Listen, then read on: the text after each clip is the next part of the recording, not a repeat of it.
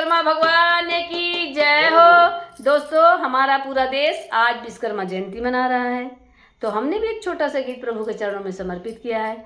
और आप सबको पता है, आज यदि हम चांद पे पहुँचे ना, तो हमारे प्रभु विश्वकर्मा जी की देन है, क्योंकि उन्होंने ही सारी बातें अपने ग्रंथ में लिख करके गए हैं, जिसका अनुसरण करके हम कुछ भी कर सकते हैं। तो ये हमारे भारत के ऋषि मुनियों की देन है। तो एक छोटा सा गीत। धरती अंबर सात समंदर, धरती अंबर सात समंदर, नहीं है जिसकी सानी, हाँ नहीं है जिसकी सानी, विश्वकर्मा जी की कहानी,